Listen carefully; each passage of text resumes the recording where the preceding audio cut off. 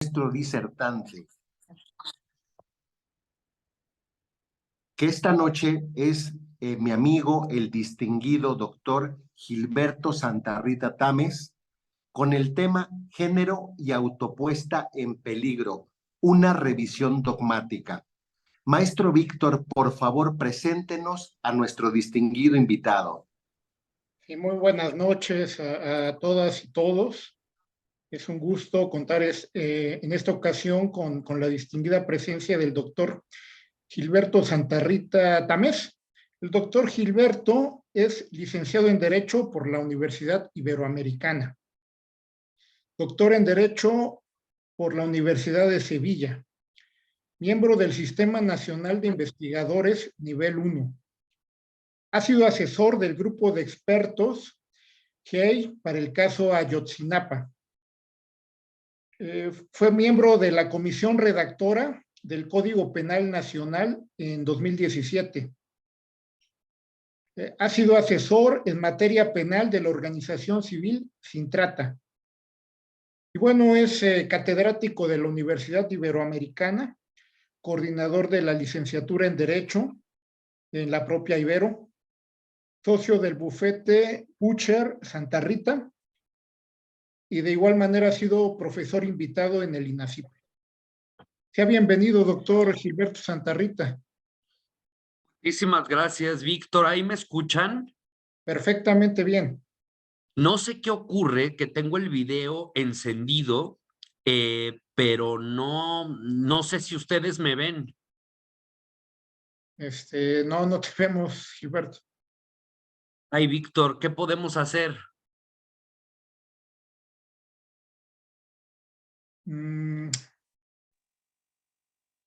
Si te sales y te vuelves a meter. ¿Podemos robar 30 segundos? O de otro equipo, no sé, si estés en tu lab y te cambias a... A ver, buena idea, mira, porque estoy en la laptop. Déjame entrar. De tu teléfono, amigo, de tu Desde el teléfono, Gil. teléfono, Eduardo. Buenas noches. Buenas noches. Sí. A ver, un segundito, estoy entrando ahora mismo. Estoy entrando ahora mismo.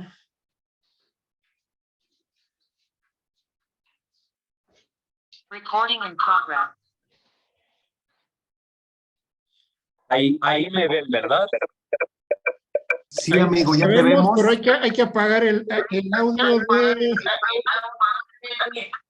Apagar el audio de tu computadora, amigo. Sí, perfecto, Eduardo, Listo. perfecto. Ahí está mejor, ¿verdad? Excelente, está muy bien.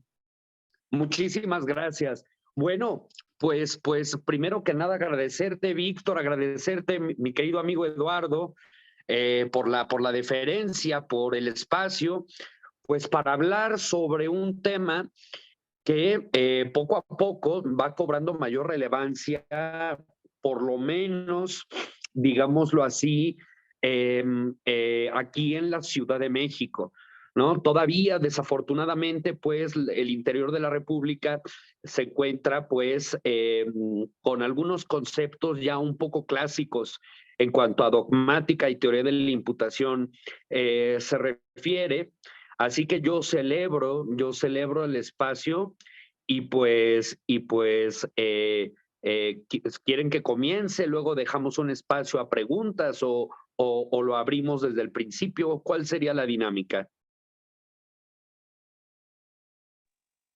Si tú gustas, amigo, inicias tu disertación y paulatinamente, conforme vayas desarrollando la misma, puedes permitir al auditorio que interactúe contigo o lo dejas para el final, según sea tu criterio, amigo. Perfecto, Eduardo. Muchísimas gracias. Bueno, pues miren, yo seleccioné este tema porque me parece que es novedoso, me parece que está en el centro del debate, no solamente en México, sino en la mayoría de los países donde el empuje feminista y sobre temas de género, pues se ha venido consolidando en los últimos años, ¿no?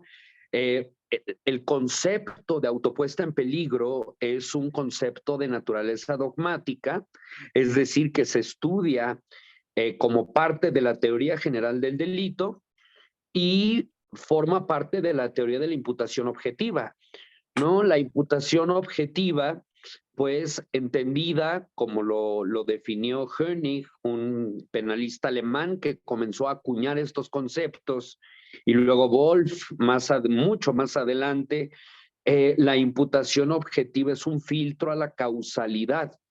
Precisamente la imputación objetiva, a través del rol social como vector principal, busca ser una especie de coladera por la que no se filtren elementos causales, elementos que son de tipo naturalístico, elementos de tipo ontológico, que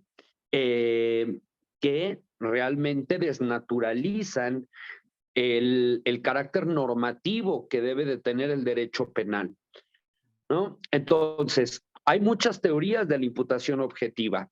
Está la de Roxin, por ejemplo, está la de Jacobs, que por cierto, mucha gente que no ha leído a los autores originales señala que Roxin es funcionalismo moderado y que Jacobs es funcionalismo radical.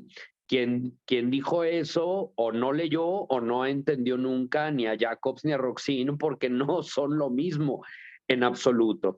Si uno revisa el manual, la parte general de Jacobs, y lee los dos tomos de la parte general de Roxin, pues verá que no hay nada que ver entre los dos trabajos, ¿no? Y esto tiene que ver con la autopuesta en peligro como parte de la imputación objetiva, ¿no? La imputación objetiva más desarrollada en Alemania y en España, que es de donde nosotros heredamos la tradición jurídica contemporánea en materia penal, trabaja con cuatro vectores que yo los explico de forma muy simple. Son una metodología que nos sirve para resolver toda una constelación de casos. El primer vector es la infracción en el rol social. El segundo vector es el incremento del riesgo no autorizado por la norma. El tercer vector es la autopuesta en peligro y el cuarto vector es la prohibición de regreso. Bajo este contexto, hoy nos vamos a centrar en estos minutos pues únicamente en la autopuesta en peligro. El autopuesta en peligro no es otra cosa que la libre decisión de una persona inmersa en una sociedad de riesgos de colocar bienes jurídicos en peligro o incluso lesionar esos bienes jurídicos, ¿no? Por ejemplo, existen riesgos que están autorizados por la norma, es decir, que no están penados y que son riesgos que asumimos. Por ejemplo, manejar un vehículo. Manejar un vehículo en todos los países del mundo es un riesgo. De hecho, el mero uso o tenencia de un vehículo acarrea más problemas que ventajas en el mundo occidental. Por eso en los países más avanzados de Europa, cada día se va abandonando el uso del vehículo, además de por temas ecologistas y de urbanismo y demás, porque el coche son una serie de problemas, ¿no? Yo ahora mismo no tengo coche, lo tengo con el mecánico porque resulta que no pasó la verificación y hay que cambiarle las 4 llantas, ¿no? Entonces, ahí tenemos un ejemplo práctico muy de la Ciudad de México, donde el coche es más un problema que una solución. No obstante, también en materia de riesgo, manejar un vehículo automotor es un peligro para ciertos bienes jurídicos. Y aún así, está permitido por el derecho. Es decir, en ningún país del mundo occidental es delito manejar un coche, que ya entraña un riesgo. pero es un riesgo permitido. No obstante, pueden existir conductas que se llevan a cabo con el coche que son riesgos no permitidos. Los países, o como por ejemplo en el Estado de México, que es delito manejar en estado de ebriedad, es un delito de peligro concreto, un delito de peligro al bien jurídico. Y así existen un montón de situaciones en la vida cotidiana que son riesgos. Por ejemplo, comer ostiones, comer mariscos, es un riesgo que está permitido. Fumar, beber, consumir medicinas, caminar, subir a un avión, lanzarse en paracaídas, subirse a un globo aerostático, en fin. Si lo analizamos de acuerdo a las teorías de Luhmann, de Ulrich Beck, de Anthony Giddens, de todos los sociólogos modernos que han entendido la sociología como una gestión de peligros, podemos ver pues, que todo entraña un riesgo. Incluso pensar para las personas que tenemos trastorno obsesivo compulsivo, diagnosticado por neurólogos, pensar puede ser un riesgo, ¿no? Caminar puede ser un riesgo, dormir puede ser un riesgo. Lo que hay que aprender a vivir en la vida cotidiana es precisamente con estos riesgos. Y existen riesgos, y esto quiero que quede muy claro, ya lo dije, pero lo quiero subrayar, que están permitidos, como todos los que he mencionado, y riesgos que están prohibidos. Riesgos que son tan peligrosos para los bienes jurídicos que el legislador no los autoriza. Es decir, todos los tipos penales implican la gestión de un riesgo no permitido, ¿sí? Por ejemplo, en el homicidio se protege el bien jurídico, derecho a la vida, no la vida, porque la vida es un concepto biológico. Aquí lo que nos importa es el concepto normativo. Lo que se protege es el derecho a la vida. Entonces, el tipo penal de homicidio simple básico 123 del Código Penal de la Ciudad de México protege ese derecho a la vida. Si una persona incrementa el riesgo a tal grado que elimina ese derecho a la vida en una persona particular, estaremos en presencia de un riesgo no permitido. ¿Sí? Como decía Kant en Metafísica de las Costumbres, el criminal heteroadministra la esfera de derechos de la víctima. Vamos a poner un ejemplo patrimonial. Yo puedo decidir si destruyo o no mi celular. Eso es autogestión propia. Pero si una persona sin mi consentimiento destruye mi celular, está cometiendo un delito de daño en propiedad ajena. Está incrementando un riesgo sin que yo lo autorice. Es decir, nuevamente se presenta una heteropuesta en peligro en contra de la víctima. En un delito sexual es más evidente aún, y esto nos acerca poco a poco al tema de género y feminismo. En una violación, la libertad psicosexual, que es el bien jurídico y que es un derecho, el derecho a la libertad psicosexual, es heteroadministrada por el agresor, ¿no? Un agresor que tiene además una finalidad no de placer sexual, sino de imponer el dominio físico por parte del activo sobre el pasivo, ¿no? La criminología lo ha dicho desde hace muchos años, que en el delito de violación pues, no se persigue el placer sexual. Además, la propia mecánica del hecho no posibilita de la mejor manera una penetración cuando no hay consentimiento. Entonces, por eso se recurre a la violencia, ¿no? Entonces, en la libertad psicosexual, el sujeto activo incrementa el riesgo de una forma desautorizada en contra de la víctima. Y así, en cada tipo penal, en los delitos electorales, en los delitos de motín, de sedición y de sabotaje de la Ciudad de México, en los delitos fiscales, en los delitos de delincuencia organizada o de derecho penal del enemigo, etcétera, etcétera. Por supuesto, en el feminicidio se está heteroadministrando la vida, el derecho a la vida de una mujer por motivos de género, ¿no? Entonces, ¿qué pasa con la autopuesta en peligro? En la autopuesta en peligro, yo puedo colocar o sacrificar ciertos bienes jurídicos que me pertenecen, ¿sí? Siempre y cuando este sacrificio sea libre, es decir, con consentimiento. ¿Dónde encuentro en el derecho positivo mexicano la autopuesta en peligro? En el consentimiento. En el consentimiento aparece la autopuesta en peligro, ¿no?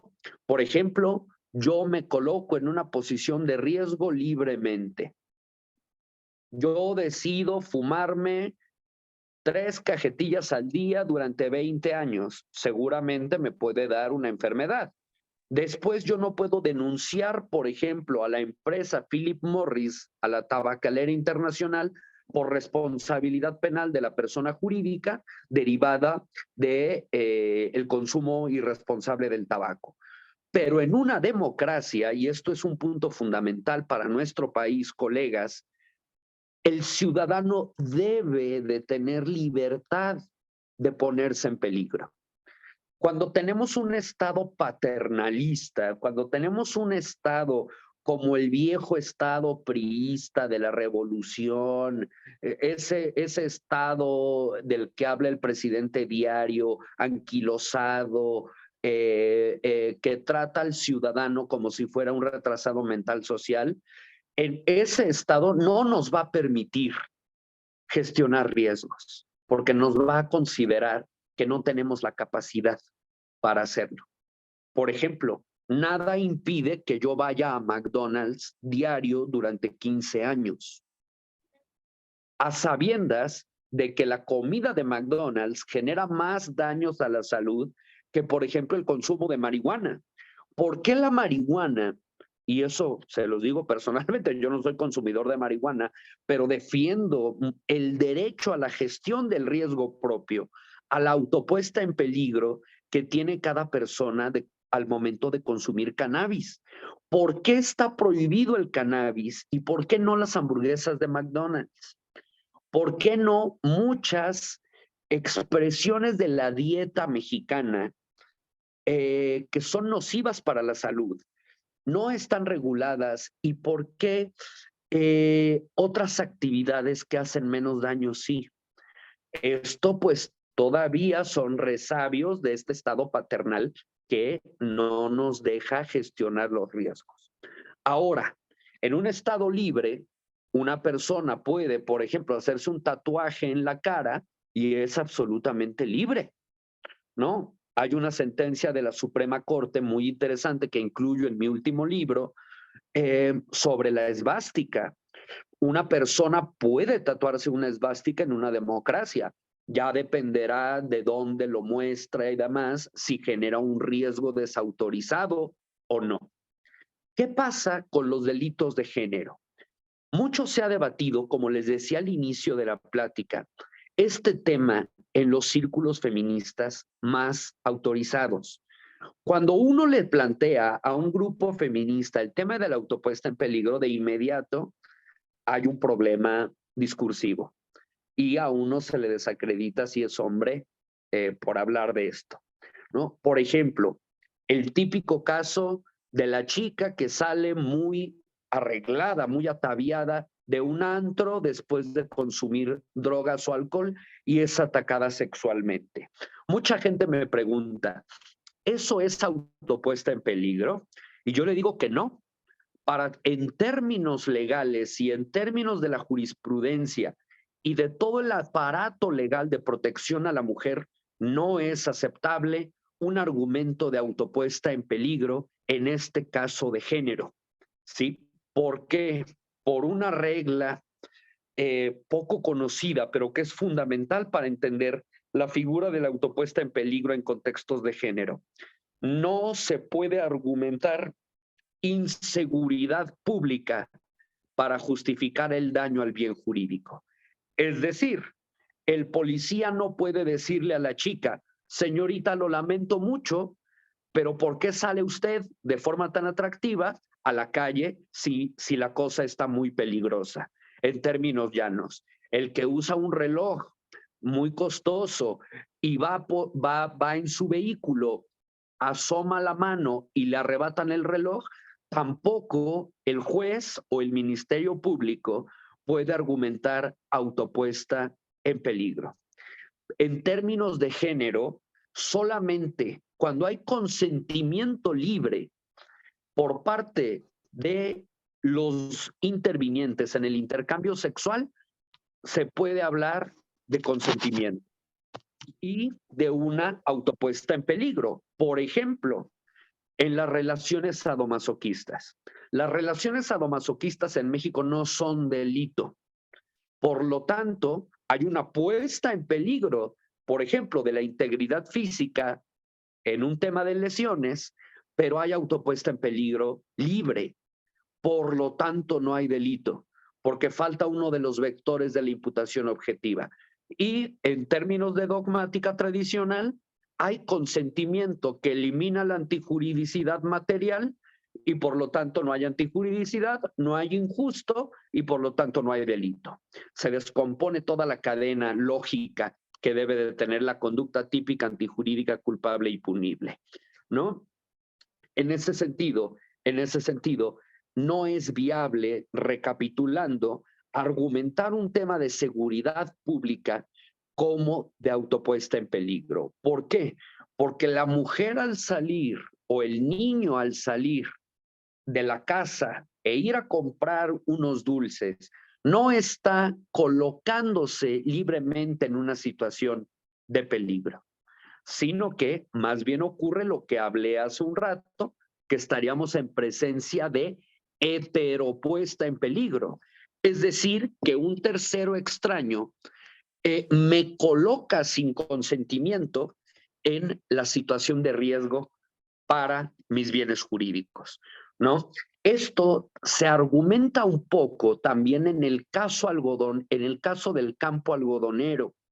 ¿Por qué? Porque las víctimas, que son víctimas también, las víctimas de segundo grado, los familiares de las chicas que desaparecían saliendo de las maquiladoras en Ciudad Juárez, pues las autoridades, hace años que ocurrieron estos hechos que después llegaron a la corte, pues les decían básicamente pues que las chicas se lo habían buscado, violentando derechos humanos y autopuesta en peligro, colegas, debe de ser muy bien entendido, debe de ser muy bien acotado y sobre todo debe de interpretarse de la mejor manera. Naturalmente, todo el andamiaje legal y todo lo que obliga a interpretar la perspectiva de género no sería aceptable bajo esta argumentación. Es decir, en otras palabras, la autopuesta en peligro como gestión culpable de la víctima en una cuestión de género es separada, es rechazada por toda la parte de la interpretación con perspectiva de género, ¿no?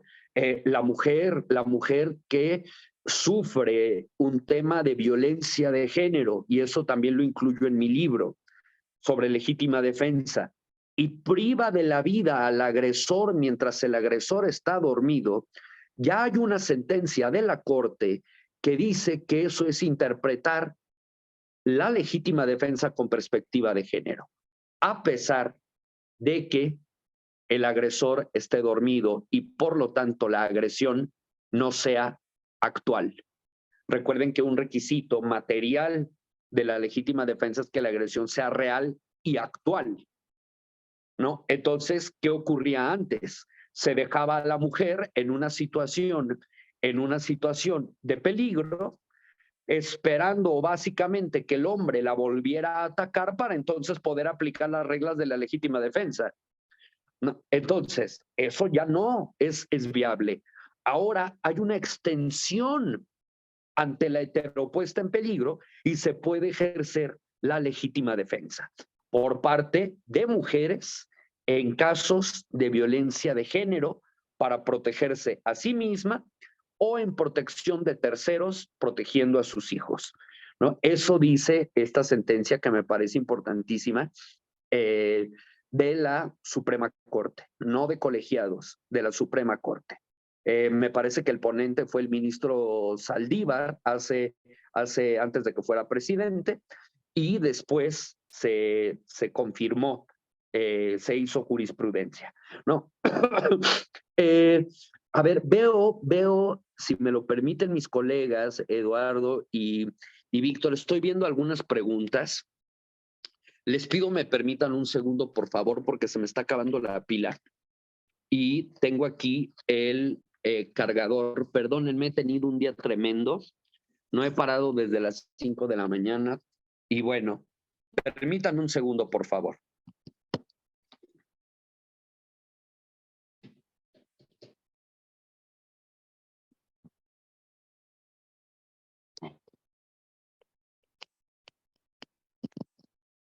A ver si ahora mejora. ¿Me escuchan ahí? Sí. Sí, ¿verdad? A ver, vamos a ver un poquito las preguntas, colegas. ¿Un estado de emoción violenta? No, el estado de emoción violenta se derogó del Código Penal de la Ciudad de México, precisamente porque se argumentaba en temas de género. Llegaba el hombre, descubría a la mujer, lo que antes se llamaba uxoricidio, poder privar a la víctima de la vida cuando era mujer en defensa del honor del hombre. Uxoricidio, totalmente anticonstitucional desde hace muchos años, ya no existe. Pero tampoco, colegas, existe ahora el estado de emoción violenta. ¿Por qué? Porque precisamente se argumentaba en temas de feminicidio.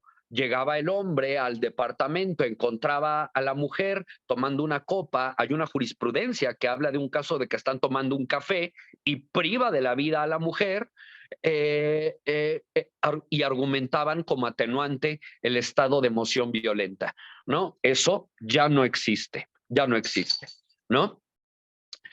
Segunda pregunta, ¿o no se podría hablar de una visa absoluta derivado del estado psicológico? Está una mujer violentada ante una bata que pierde los cabales y lesiona de muerte al agresor. Pero a ver, ¿qué ocurre aquí, Jorge? El problema es que sí se puede hablar de eso en el debate oral, por ejemplo, o en la audiencia con el juez de control, incluso a nivel ministerio público, cuando es una carpeta sin detenido. El problema es que para qué irse a un tema de visa absoluta si podemos emplear los extremos de la legítima defensa, que es una figura cuya naturaleza está hecha, aunque también hay antijuridicidad civil, que está hecha precisamente para eliminar la antijuridicidad como causa de justificación, ¿no? Yo creo que lo adecuado, aunque la legítima defensa tiene muchos elementos,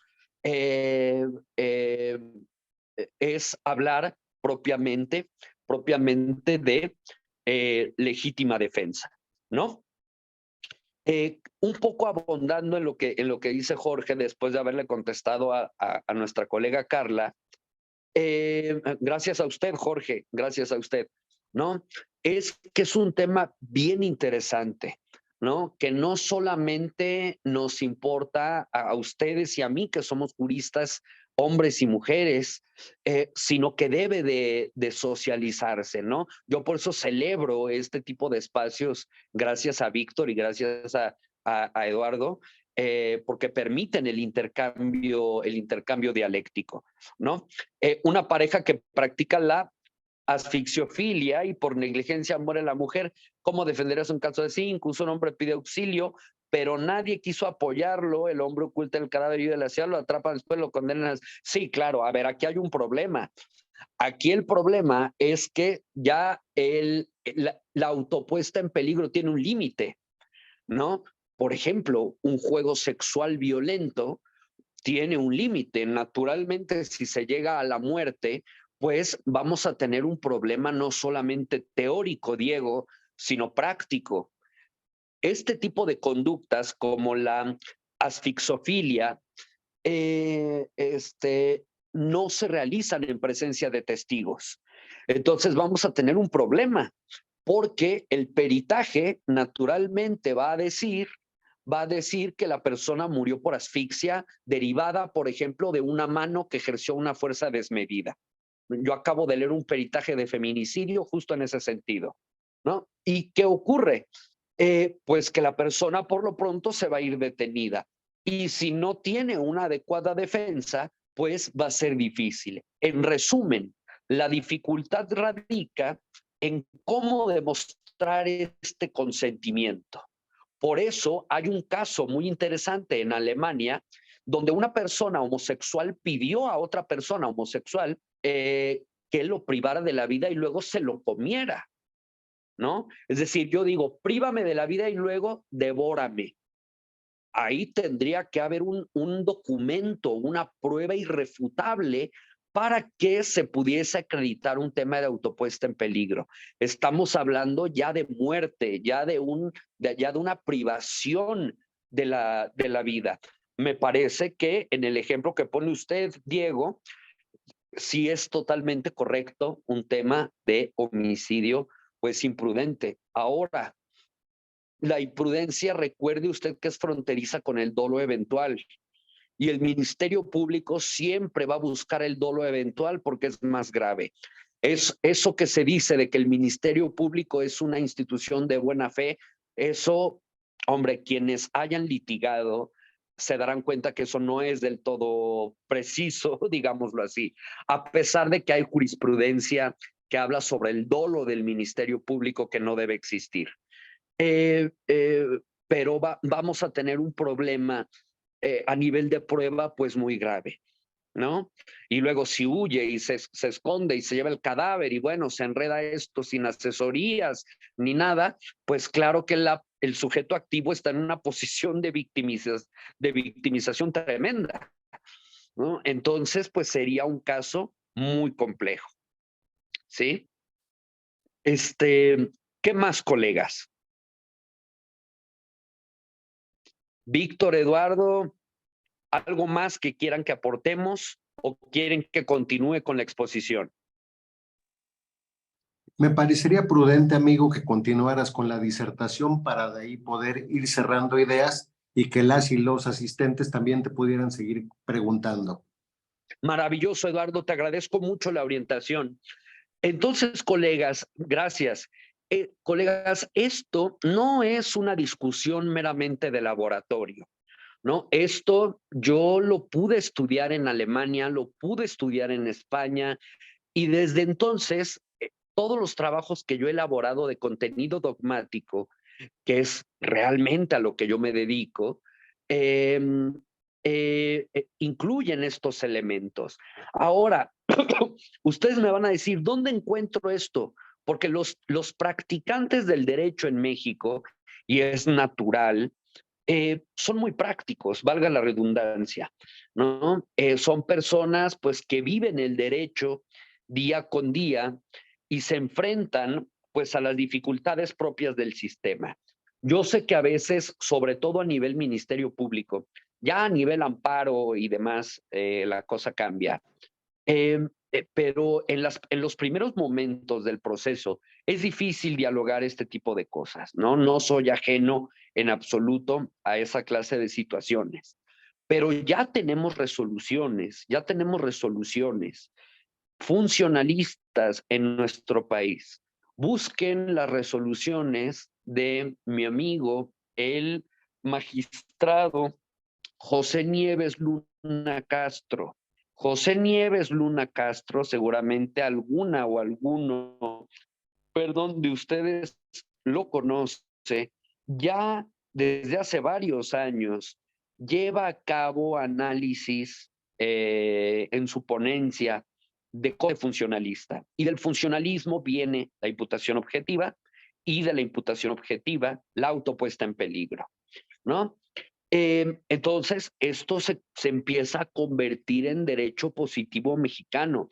Recordemos que nuestro aparato penal está atrasado frente a España unos 20 años. y frente a Alemania unos 30, 35 años.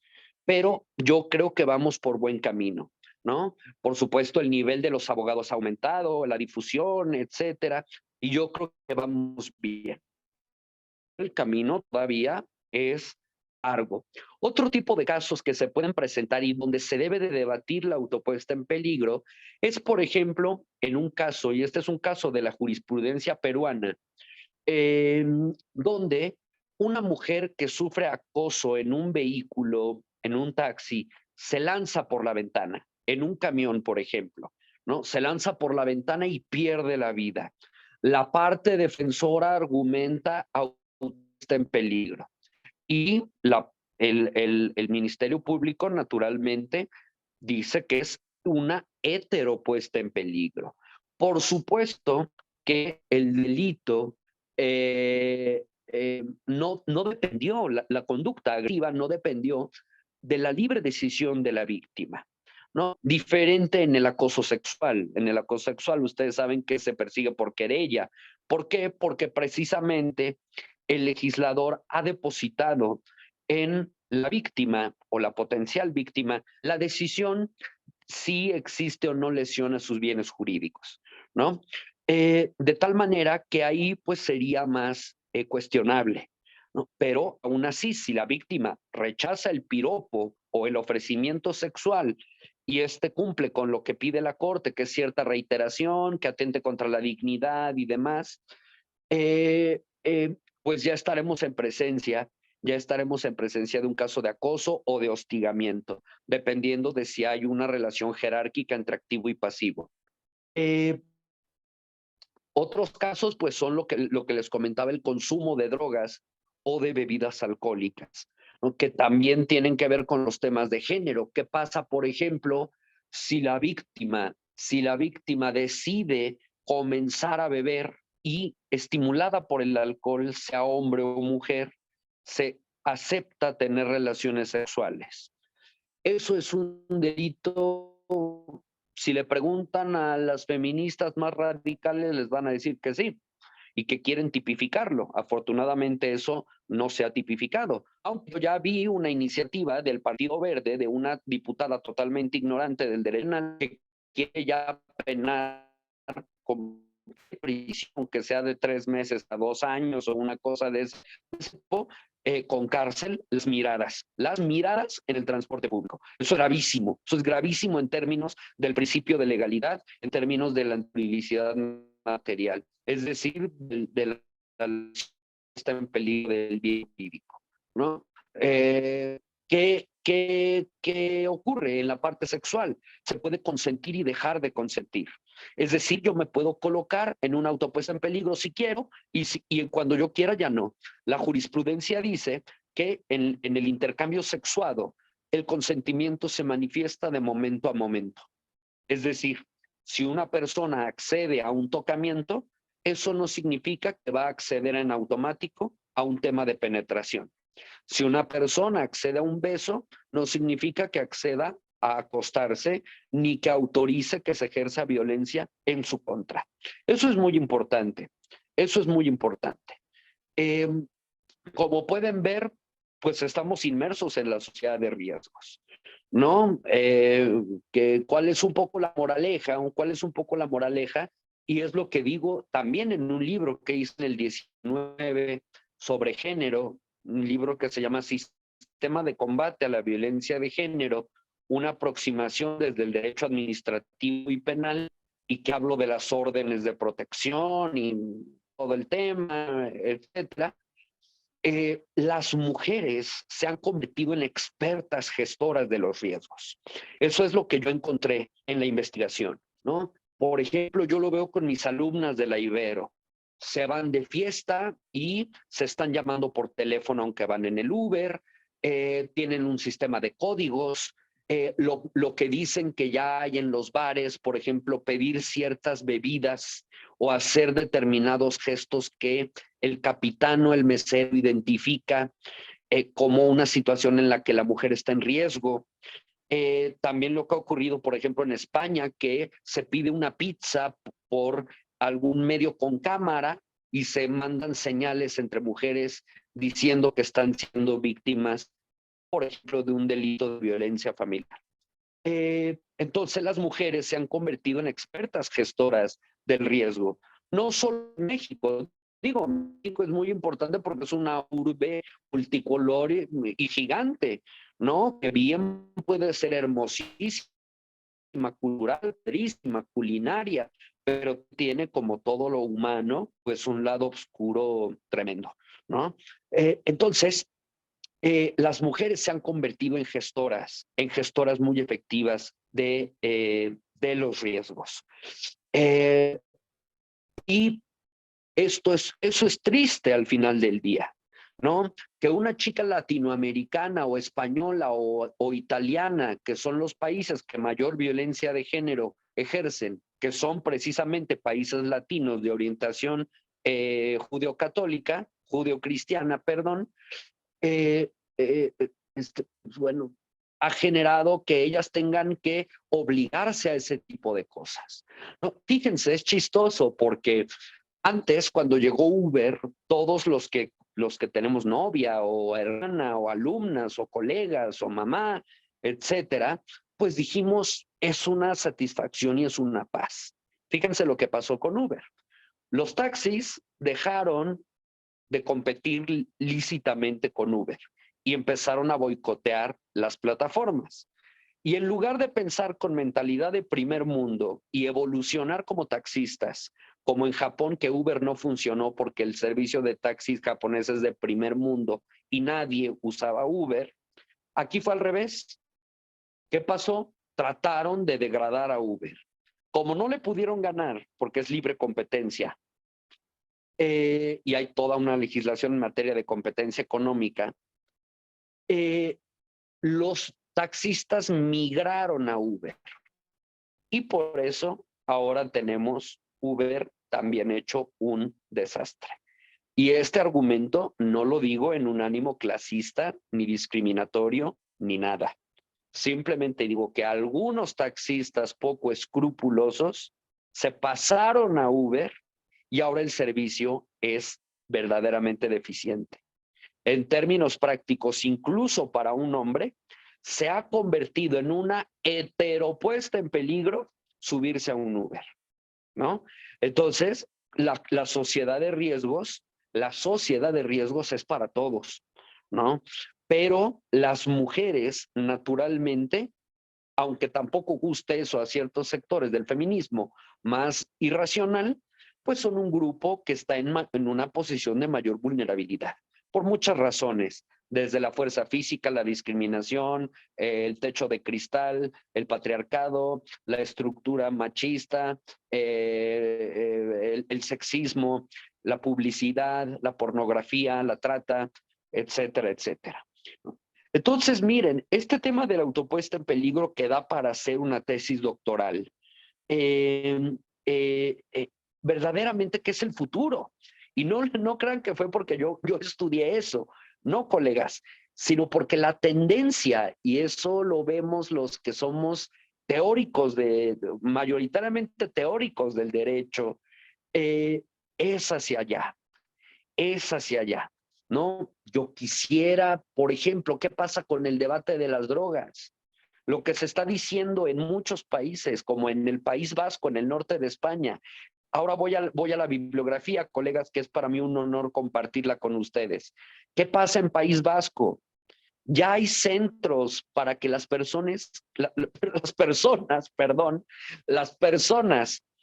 que se inyectan heroína puedan, en autopuesta en peligro, inyectarse con cierta higiene, que no usen la misma jeringa, que no se contagien de VIH, que puedan dormir un poco después de la dosis, que puedan tolerar el síndrome de abstinencia de la heroína, que dicen que es de los peores del mundo, ¿no?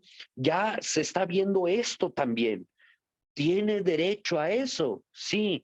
Incluso en el suicidio lo pueden ver ustedes. Yo en una democracia tengo derecho a suicidarme. Si yo me suicido, me trato de suicidar y fallo, no me meten a la cárcel por ese hecho, como se ocurre en los sistemas musulmanes de derecho.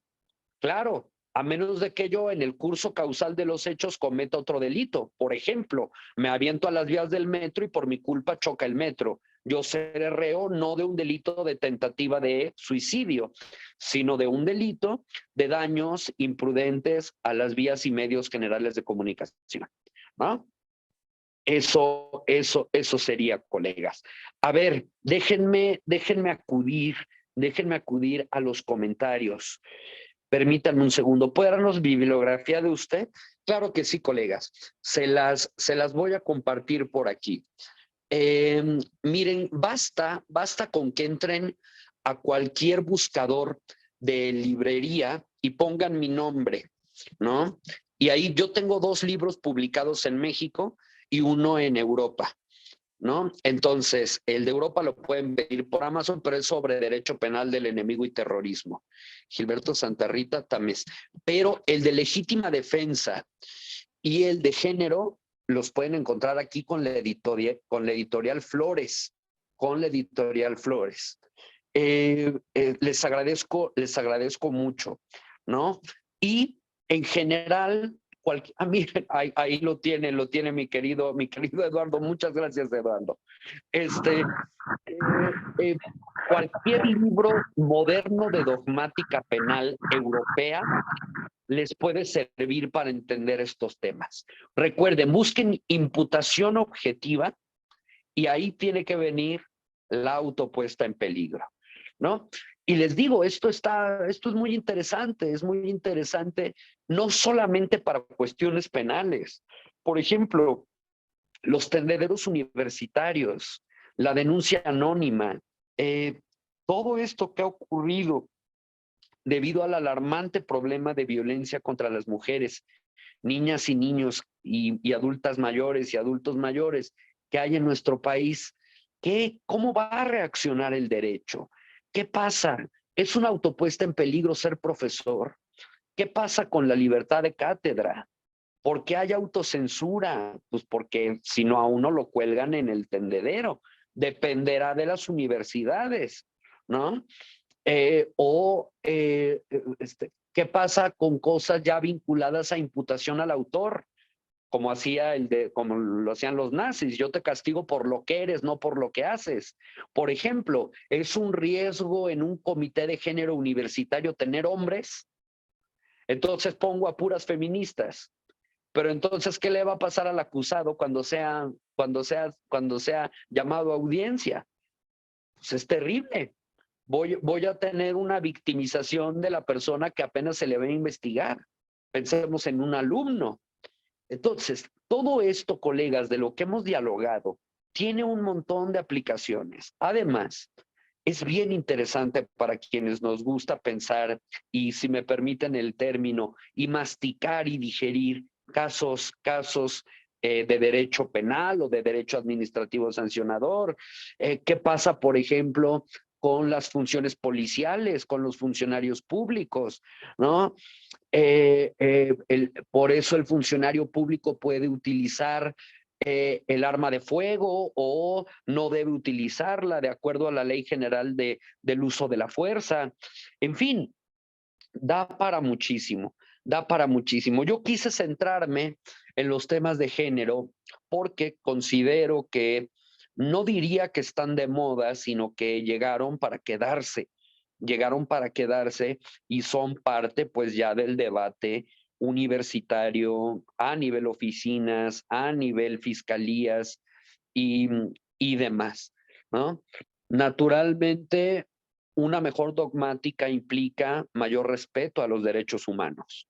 Mientras yo tengo una teoría del delito más depurada, más científica, más precisa, hay un mayor respeto a los derechos de las personas, no solamente del imputado, sino también de la potencial víctima, ¿no? Entonces, este tipo de construcciones que les digo comienzan, bueno, Koenig dice que esto empieza desde Aristóteles, ¿no? Porque imputar implica atribuirle a alguien algo, no en el mismo sentido de la audiencia de imputación del sistema acusatorio, es distinto.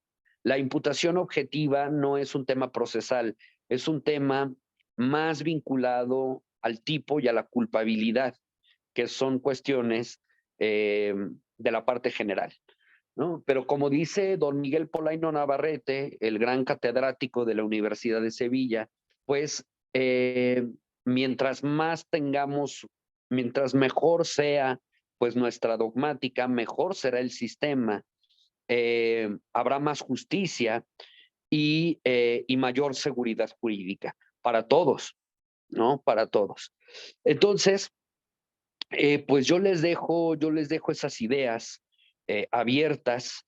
Les agradezco enormemente la oportunidad, no solamente a mi querido Víctor y mi queridísimo Eduardo, por este detalle, por este guiño y esta enorme oportunidad que espero sea la primera de muchas. Y por supuesto a todas y todos ustedes que a estas horas, después de una jornada tan larga, aún hacer un espacio para escuchar algunas ideas novedosas. Les agradezco mucho. Permítanme un segundo, me están preguntando, tengo una pregunta y tenemos unos minutitos.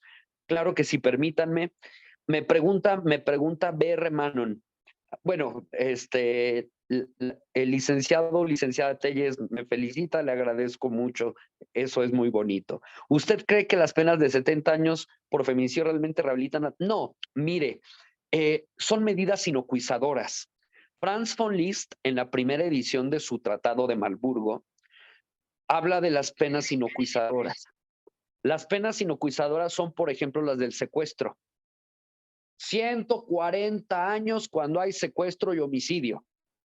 Aunque la Constitución diga, lo mismo ocurre con el feminicidio, aunque la Constitución diga que el sistema mexicano está orientado a la resocialización, no es del todo cierto. También separa, inocuizar quiere separar, quiere decir, por ejemplo, separar el pólipo o la célula cancerígena o el lunar del cuerpo, ¿no? Inocuizador, medida inocuizadora. Nosotros tenemos medidas inocuizadoras. El feminicidio con esas penas son totalmente inocuizadoras. Es decir, de alguna manera, colega, el Estado mexicano renuncia a la resocialización. Es un poco lo que von Liszt también llamaba el delincuente incorregible, ¿no? O sea, el que comete feminicidio ya no tiene otra oportunidad. Y más aún con todo el aparato de género, todo el aparato legal, pues va a estar muy complicado y pues bueno, así funciona el marco. Pero no, por supuesto, la Corte ya lo declaró constitucional. La Corte ha dicho que es constitucional por un principio de mayor valor de los bienes jurídicos frente a los fines del proceso y de la pena.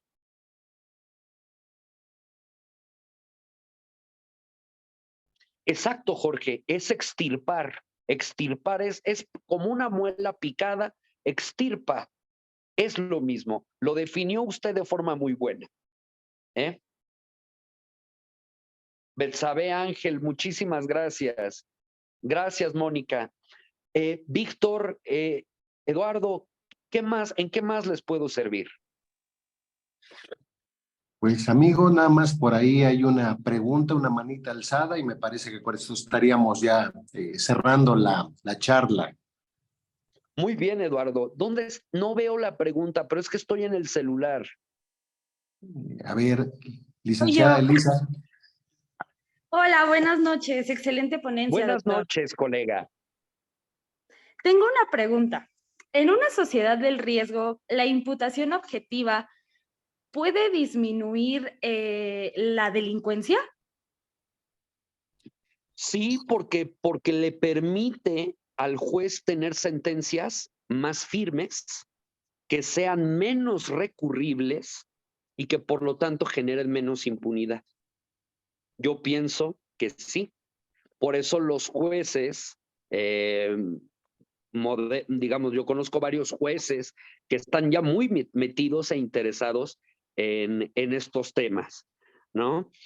Y incluso los jueces de amparo discuten este tipo de cosas. Uno llega a la ponencia, pide audiencia con el juez, con el ponente del colegiado y demás, y dialoga un poco estos temas. Entonces, Elisa, yo sí pienso que para eso sirve, ¿no? Más toda la parte procesal, más la parte probatoria.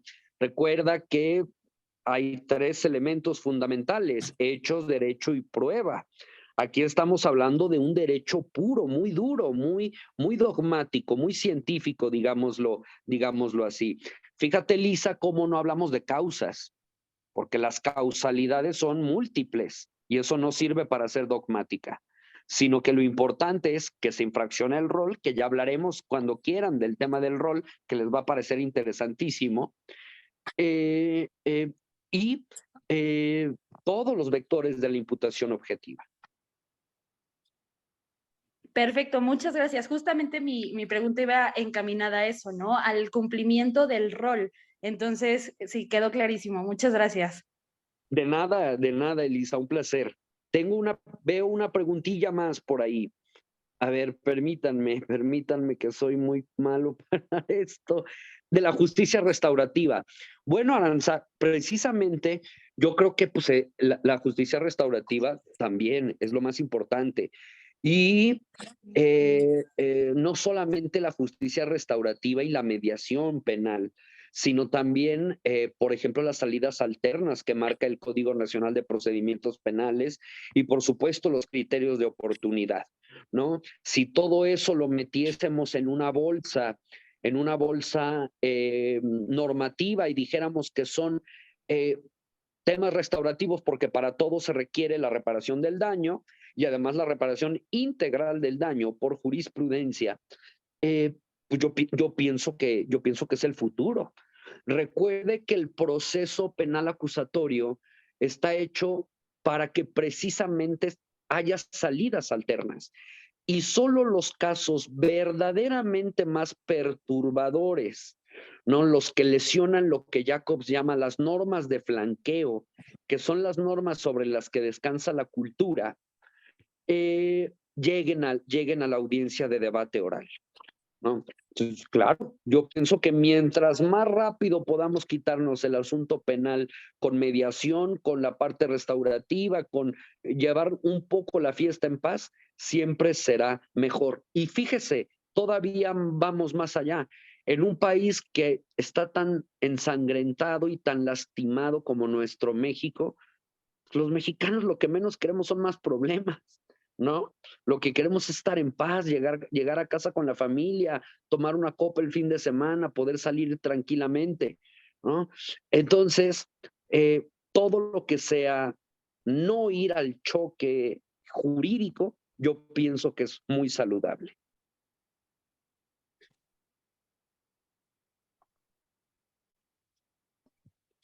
Pues gracias por tu asistencia, querido amigo.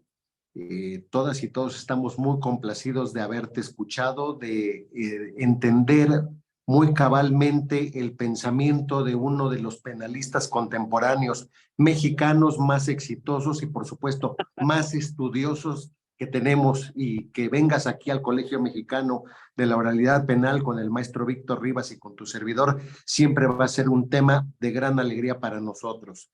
Así que, amigas y amigos, si no hay más preguntas, pues esta noche estamos dando por terminado este programa Temas Selectos de Derecho Penal, el Colegio Mexicano de la Oralidad Penal, comprometiéndote a que más adelante vengas a otra charla y además que nos impartas algún taller de dogmática penal que es tan necesario para todas y todos los que postulamos. Entonces, estamos viéndonos a futuro, querido Gilberto, y todas y todos ustedes les agradecemos el favor de su atención y nos vemos la siguiente semana en otro episodio de nuestro programa. Gracias, buenas noches. Buenas noches, muchas gracias, doctor. Hasta luego, gracias, Víctor, gracias, Eduardo, gracias, colegas. Buenas noches, muchas gracias. Buenas noches. Gracias, muy buenas noches. Muchas gracias. Gracias, buenas noches. Muchas gracias, buenas noches. Muchas gracias, buenas noches.